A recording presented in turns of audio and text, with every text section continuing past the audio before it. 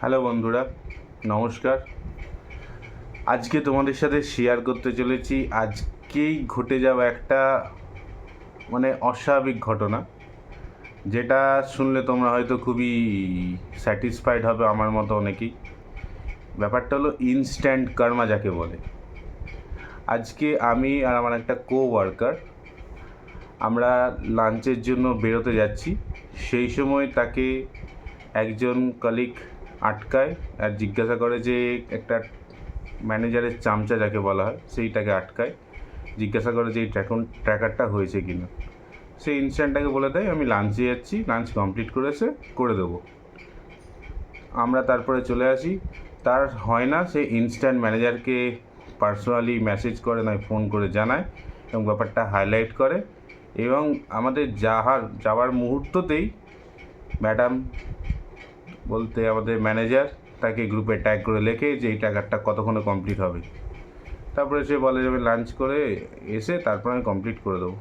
যাই হোক, আমরা তখন লাঞ্চ করতে করতে এই জিনিসটাই ভাবছি যে এরা যারা ম্যানেজারের চামচা হয়, বাংলায় বলছি, কীরকম ক্রিটিক্যাল টাইপের হয়, মানুষের কথা ভাবে না এরা। কালকে আমরা এত রাত করে অফিস থেকে ফিরলাম, সকালে ও মিটিং করে এসছে, সময় খুবই কম, সে না একটু দেরিতেই টাকাটা ভরবে।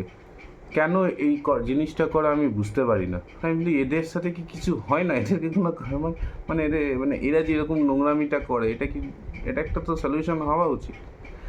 তো আমরা যখন লাঞ্চ টাঞ্চ করে আসি, এসে যখন শুনি মেয়েটা যে চামচাগিরি করেছিল ওর খুব বমি হচ্ছে, এত বমি হচ্ছে যে বলার মতো নয়। তারপর শুনলাম নাকি চেয়ার থেকে পড়ে টেরেও গেছে, তারপরে তাকে বাড়ি পাঠিয়ে দেওয়া হয়।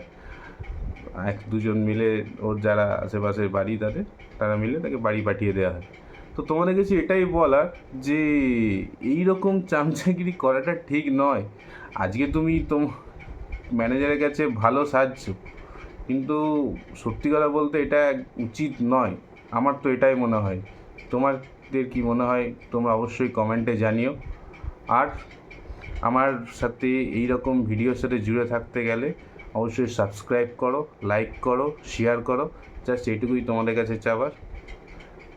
আর আজকের মতো টাটা, দেখা হচ্ছে পরের ভিডিওতে।